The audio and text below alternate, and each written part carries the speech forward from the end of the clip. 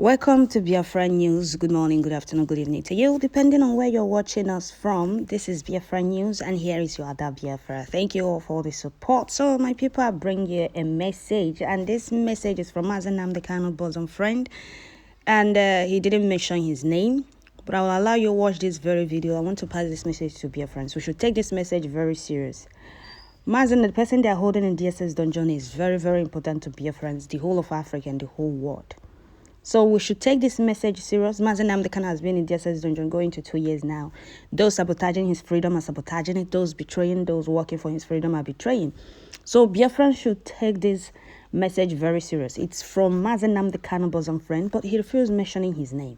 But he passed this message across to Biafrans, and we should take it serious. Nnamdi Kanu is not a man that the Zoe should play with, but the corruption has made the whole world keep quiet. Upon Nnamdi Kanu being kidnapped and tortured in Kenya and being renditioned illegally to Nigeria, the whole world kept quiet. This friend of Nnamdi Kanu passed this message to Biafrans. We should take this message serious.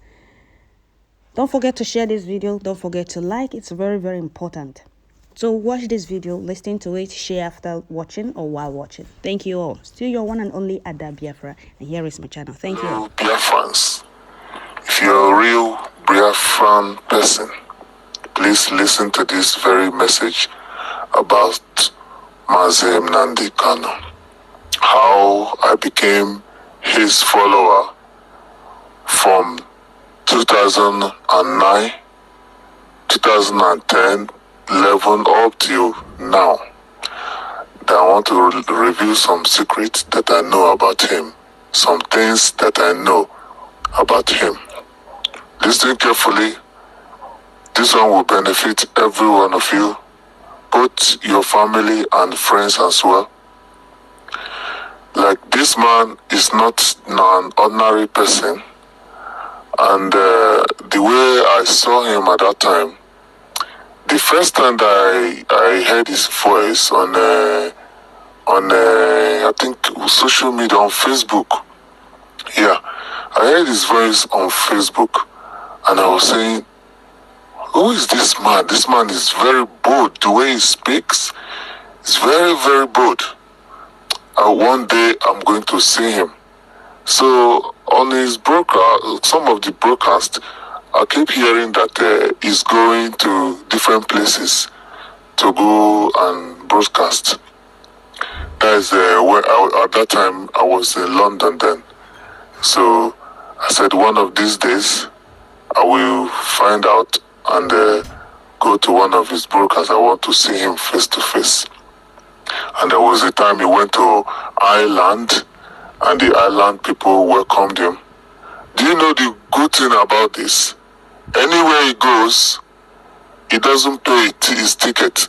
He doesn't buy a ticket. They always invite him. The people that are inviting him always buy his ticket to travel to anywhere he's going, all over the world.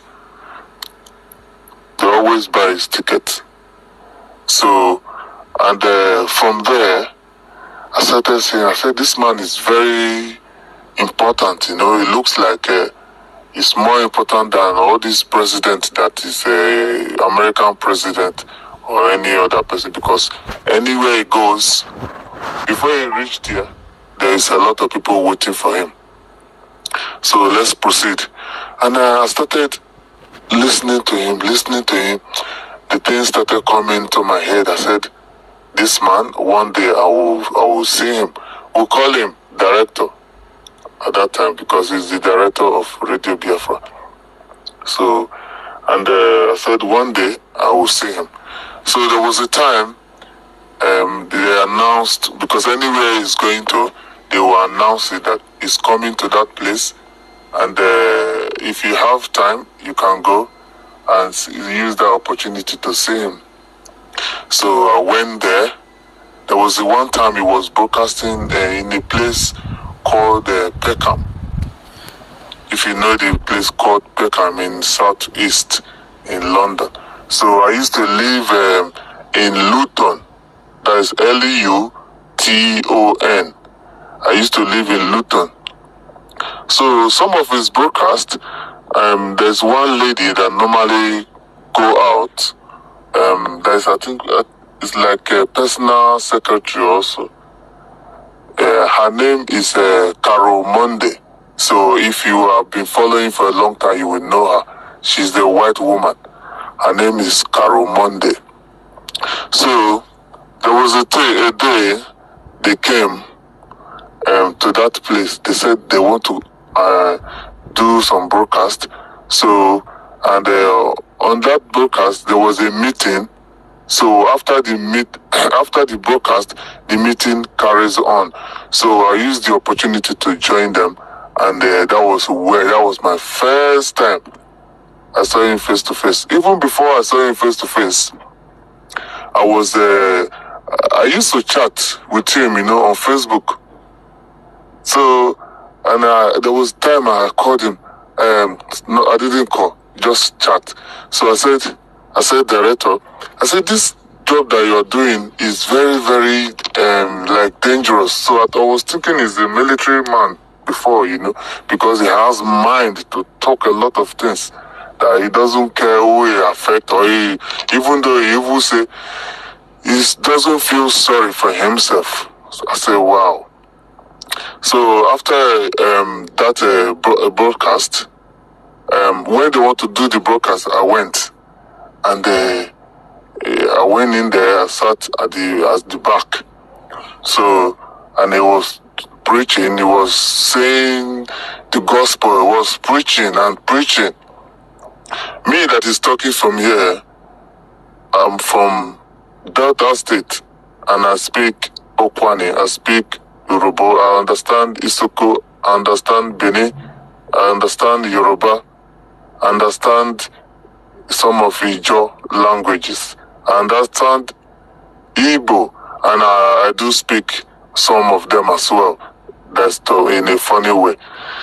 So let's proceed. As we go, as this man was preaching, this man Nnamdi Kanu was preaching, telling people, I was looking at her, I said, so this is the one I have been hearing his voice on the radio, on Facebook as well. I said, after this, I will speak to him, I will see him. So, and there was, after the broadcast, everybody was greeting him, and I was able to meet him too, through the lady that is Carol Monday. I was able to meet him, and I shook his hand. I felt like, yes, I have seen him. I have even touched him. Very, very proud that, definitely anytime he's going any broadcast, I'm going to follow him. If I'm around, if I'm at home, I'm going to follow him and to that broadcast. So after that day, I think a week or two later, I posted something about him. Some people keep criticizing me and blah blah blah. So I said I don't care. So another day as well, there was a time I said, let me try and chat him again if he's going to respond. And I did. And he responded immediately. So I was telling him that, I said, I don't have document in this country. And I'm trying if I can have, because the one I applied before, they denied me. And they didn't give me the document. So they said, because I don't have family here. I said I should not worry, that I should try apply again, that they will give me my document. That's in the UK, United Kingdom. So I said, okay. I tried again, and I applied. In fact, 3 months, they gave me my paper. So I told him, I said, I've gotten my paper, and I want to see you. He said he's moving around at that time, and he's not around. So I think he went to America. he went to one place in America. I don't know if it's Chicago or something. Yeah, he went there. So I now say, okay, when he comes, that I will see him. Even upon his visit there in America, there's still other people that wanted to see him. They want him to come to their meeting to broadcast.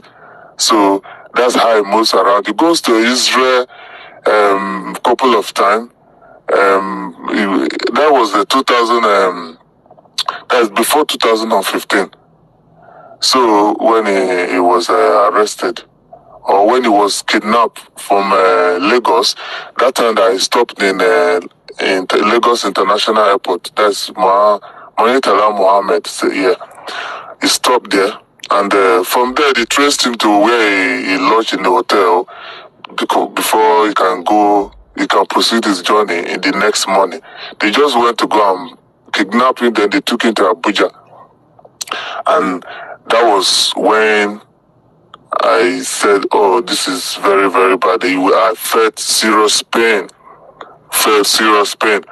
And there was a time, because of that, I made one video. That's the reason why in the beginning of this audio, I didn't want to mention my name, because I've done some things that the federal government were looking for me. They thought I would live in Nigeria. So they were looking for me. They thought I lived there. They couldn't find me. And when people around my area discovered that it was me, I think police came and they arrested me. They put handcuff on my hand. They took me to the police station and stuff. But I didn't want to go in details because people that knows me will know about what I'm talking about now. So after a while, I said, what is this? Why did they arrest this man? I did not have any power to go to see him to know what is going on. Then from there I kept on. I said, definitely they will relieve him. They will release him, and he will be fine. So that's my encounter with what I want to say with this one as well. I said, you see, the template that he has laid down, that is what Simon Ekpa is following. So if you think you are going to destroy everything, you have to rethink again, because everybody are going to the same place. We cannot live in another man's land forever. Definitely when you get old, you will go home. Definitely, no matter how long it will take. If you don't go home, what about your children? Your children will go home too.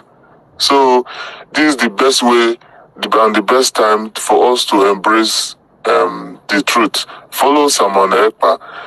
Do everything that he is saying, because this is the template that has been laid down for a long time, and it's been passed on to him as the disciple. The first time I didn't like how Simon Ekpa do. It's not like I don't like him, but it's just that I'm not following him. But from time to time, I do see his video on Facebook. Like when they arrested, well, this is the kidnap now for the Kenyan one, and he sent message on his phone and saying that they only kidnapped my leader, but they could not kidnap the disciple. That they're not going to take it easy with them, with Nigeria, that they're going to continue for where Nnamdi Kanu stopped. So I was thinking it's a joke. From then, I start following him every time. Anything he does, I follow him. And at the moment now, I've noticed that he has a lot of qualification. He has been to the army. He has been to different things. He is a lawyer, and in fact, he's a reserved army, because if you don't take him serious now, the army people if there's any fight or coming up in where he lives in Finland, they will take him and he will join them. Then our struggle is finished from there, because nobody has spring up to speak boldly like the way he's speaking. A lot of people have called to arrest him, but they know that what he's doing is right. Let's stop this audio from here, and Biafrans, please put hand on deck. Let everybody do this once and for all. It's for our own benefit, for the future of our children. If you didn't benefit from it, your children will benefit from it. So let's take this issue very, very serious. This message, it comes from good heart. And please take it seriously. And it's very, very, very important. We have to go home. We cannot live in another man's land forever. I hope everybody here, please, we can put our hand together and make we get to the final. So this thing will stop here. Next time we will talk. One day, one of these days, and I will see the person when they talk. So bye. So, dear friends, we all heard what this man said. This man is a genuine Nnamdi Kanu follower, and he has a very huge respect for Nnamdi Kanu. If you are a genuine Biafran, you will know that what Nnamdi Kanu is doing is the same thing Simon Ekpa is doing. Those kicking against Simon Ekpa should go and sit down and use your tongue and count your teeth. You people know how Nigerian government is against the Igbos. So I don't know why you people are kicking against your own freedom, fighting against your own freedom. You people should ease up, put hands together, let us get this freedom and go our separate ways. That is the only thing. So thank you, Biafrans. Don't forget to share, like, leave your comments at the comment section. God bless Biafrans. God bless Nnamdi Kanu. Guide and protect him more. Thank you.